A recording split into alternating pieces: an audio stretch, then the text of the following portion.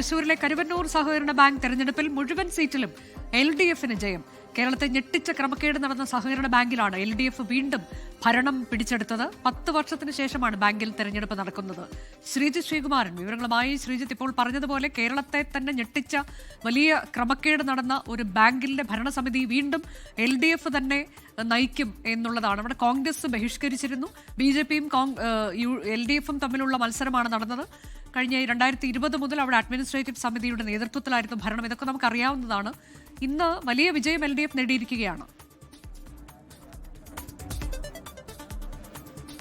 തീർച്ചയായും അനുജ, ആധികാരികമായ വിജയമെന്ന് നിസ്സംശയം പറയാം. ആകെ 3039 വോട്ടുകളാണ് കരുവന്നൂർ സർവീസ് സഹകരണ ബാങ്കിൽ ആകെ പോൾ ചെയ്തത്. അതിലാണ് ഏറ്റവും ഒടുവിൽ ഒരു 1800ഓളം വോട്ടിന്റെ ഭൂരിപക്ഷം ഓരോ സ്ഥാനാർത്ഥികൾക്കും ലഭിച്ചുകൊണ്ട് കരുവന്നൂർ ബാങ്ക് വീണ്ടും ഇടതുപക്ഷം പിടിച്ചെടുത്തിരിക്കുന്നത്. അതാ ഈ ഇത്തരത്തിലുള്ള ബാനറുകളൊക്കെ ഉയർത്തി, വലിയ തോതിലുള്ള മുദ്രാവാക്യങ്ങളൊക്കെ ഉയർത്തി ഇടതുപക്ഷ പ്രവർത്തകർ ഇവിടെ തന്നെ നിലയുറപ്പിച്ചിരിക്കുകയാണ്. BJP ആയിരുന്നു നേരത്തെ സൂചിപ്പിച്ചതുപോലെ എതിരായി മത്സരിച്ചത്. പക്ഷേ അവർക്ക് 11 സീറ്റിൽ മാത്രമേ മത്സരിക്കാൻ കഴിഞ്ഞുള്ളൂ. 2 സീറ്റ് ആദ്യം തന്നെ എതിരില്ലാതെ ഇടതുപക്ഷം വിജയിക്കുന്ന ഒരു സാഹചര്യമുണ്ടായി. ശേഷമാണ് ബാക്കി 11 സീറ്റിലേക്ക് തെരഞ്ഞെടുപ്പ് നടന്ന. ആ തെരഞ്ഞെടുപ്പിലാണ് മുഴുവൻ സീറ്റിലും ഇടതുപക്ഷം.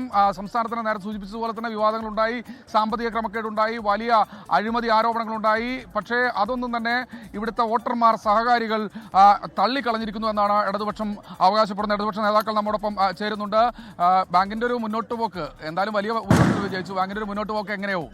തീർച്ചയായിട്ടും ജനങ്ങൾ ആഗ്രഹിക്കുന്ന രീതിയിൽ സുതാര്യമായി എല്ലാ പ്രശ്നങ്ങളും പരിഹരിക്കാൻ, ജനങ്ങളുടെ പ്രത്യേകിച്ച് സഹകാരികളുടെ എല്ലാ പ്രശ്നങ്ങളും പരിഹരിക്കാനാണ് ഞങ്ങൾ മുൻഗണന കൊടുക്കുന്നത്. ജനങ്ങൾ ഇപ്പോൾ ഞങ്ങളിൽ അർപ്പിച്ച ഈ ഏറ്റവും പ്രധാനപ്പെട്ട വിശ്വാസ്യത, ഞങ്ങൾക്ക് അനുകൂലമായിട്ടുള്ള ജനവിധി എന്ന് പറയുന്നത് യഥാർത്ഥത്തിൽ ഞങ്ങളെ കൂടുതൽ വിനയാനിതരാക്കുകയാണ്. ഒരു കാര്യം കൂടി, ഈ BJP അടക്കം വീഡിയോ ഉപയോഗിച്ചുള്ള ഒരു പ്രചരണം കേസ് നടക്കുന്നുണ്ട്, മറ്റു കേസുകൾ നടക്കുന്നുണ്ട്. സംസ്ഥാനത്തിന് സഹകരണ മേഖലയെ ഞെട്ടിച്ച അല്ലെങ്കിൽ സഹകരണ മേഖലയെ പിടിച്ചുലച്ച, നാണം കെടുത്തിയ ഒരു സംഭവമായിരുന്നു കരുവന്നൂർ ബാങ്കിന്. അത് മായ്ച്ചു കളയാൻ ഏതെങ്കിലും തരത്തിലുള്ള പുതിയ ഭരണസമിതിയുടെ മുൻപിലുണ്ടോ? തീർച്ചയായിട്ടും കഴിഞ്ഞ 5 വർഷക്കാലമായി ഇടതുപക്ഷത്തെ ആക്രമിക്കാനുള്ള ഒരു ആയുധം എന്ന രീതിയിലാണ് കരുവന്നൂർ ബാങ്കിന്റെ ക്രമക്കേടിനെ വലതുപക്ഷ രാഷ്ട്രീയം ഉപയോഗപ്പെടുത്തിയത്. അതിൽ BJPയും ഉണ്ട്, കോൺഗ്രസും ഉണ്ട്. തുടർച്ചയായിട്ടുള്ള സമരങ്ങളായിരുന്നു. എന്നാൽ നമ്മുടെ സംസ്ഥാനത്തും അതുപോലെ തന്നെ നമ്മുടെ രാജ്യത്തും 100 കണക്കിന് കോടി രൂപയുടെ അഴിമതി സഹകരണ മേഖലയിൽ തന്നെ വിവിധ സ്ഥാപനങ്ങളിൽ നടന്നിരുന്നു. പക്ഷേ അതിനേക്കാൾ ഏറ്റവും പ്രാധാന്യത്തോടു കൂടി കരുവന്നൂർ ബാങ്കിനെയാണ് ഉന്നം വെച്ചിരുന്നത്. എന്നാൽ ഇന്ന് ഈ നാട്ടിലെ ജനങ്ങൾ അത് തള്ളിക്കളഞ്ഞിരിക്കുകയാണ്. 5 വർഷക്കാലത്തെ പ്രചരണം തള്ളിക്കളഞ്ഞു. ഞങ്ങൾ ജനങ്ങളോട് പറഞ്ഞിട്ടുള്ളത്, ഈ തെരഞ്ഞെടുപ്പ് കാലത്തും ഞങ്ങൾ ജനങ്ങളോട് പറഞ്ഞിട്ടുള്ളത്, ഞങ്ങൾ പ്രശ്നങ്ങൾ പരിഹരിക്കാൻ നിൽക്കുന്നവരാണ്. സഹകരണ മേഖല എന്ന് പറയുന്നത് ജനം ഏറ്റെടുത്തു എന്നാണ്. തീർച്ചയായിട്ടും. എത്ര വോട്ടിന്റെ ഭൂരിപക്ഷം വരെ നമുക്ക് ലഭിച്ചിട്ടുണ്ടെന്നാണ്? 1300 വോട്ട് പാനൽ വോട്ട് എന്ന നിലയിൽ മാത്രം ലഭിച്ചിട്ടുണ്ട്. ഒറ്റയ്ക്കുള്ള വോട്ടുകൾ നോക്കിയാൽ ഒരു 800 വോട്ട് വേറെയും കാണണം. അപ്പം അങ്ങനെ വന്നാൽ കഴിഞ്ഞ തവണ BJPക്ക് കിട്ടിയ വോട്ടിൽ നിന്ന് എന്നേക്കാൾ കുറവ് വോട്ടാണ് ഈ 5 വർഷത്തെ പ്രചരണത്തിന് ശേഷം കിട്ടുന്നത്.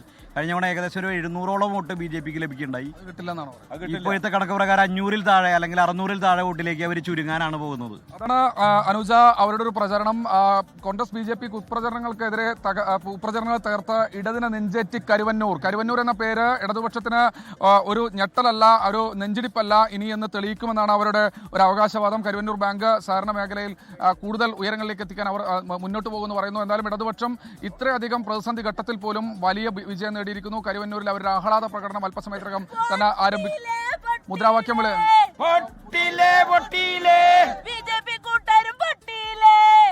ഇതാണ് അവസ്ഥ. വലിയ മുദ്രാവാക്യം വിളികളുമായി പ്രവർത്തകർ, പടക്കം പൊട്ടിക്കലുമായി പ്രവർത്തകർ ഇവിടെ തന്നെ തുടരുകയാണ്. കരുവന്നൂർ അവർക്ക് അത്ര വലിയ വിഷമമുണ്ടാക്കിയ, CPM-നെ സംസ്ഥാനത്ത് തന്നെ നാണക്കേടുണ്ടാക്കിയ സംഭവമായിരുന്നു. അതാണ് BJPയെ വലിയ ഭൂരിപക്ഷത്തിൽ തോൽപ്പിച്ചുകൊണ്ട് ഇടതുപക്ഷം വീണ്ടും അധികാരത്തിലെത്തുന്നു. അഡ്മിനിസ്ട്രേറ്റീവ് ഭരണത്തിന് അന്ത്യമായിരിക്കുന്നു. ഇനി ഇടതുപക്ഷ പാനലായിരിക്കും അവിടെ ഭരിക്കുക. അതിന് നേതൃത്വം കൊടുക്കുക DYFIയുടെ ജില്ലാ പ്രസിഡന്റ് കൂടിയായ CPM-ന്റെ ജില്ലാ കമ്മിറ്റി അംഗം ശ്രീലാലായിരിക്കുമെന്നാണ് മനസ്സിലാക്കുന്നത്. അദ്ദേഹം ഈ പാനലിൽ മത്സരിച്ച് വിജയിച്ചിട്ടുണ്ട്. അതായത് CPM-ന്റെ ജില്ലാ കമ്മിറ്റിയിൽ നിന്ന് നേരിട്ട് ഒരാൾ തന്നെ ഇതിന് നേതൃത്വം കൊടുക്കാൻ ഈ പാനലിൽ ഉണ്ടാകും.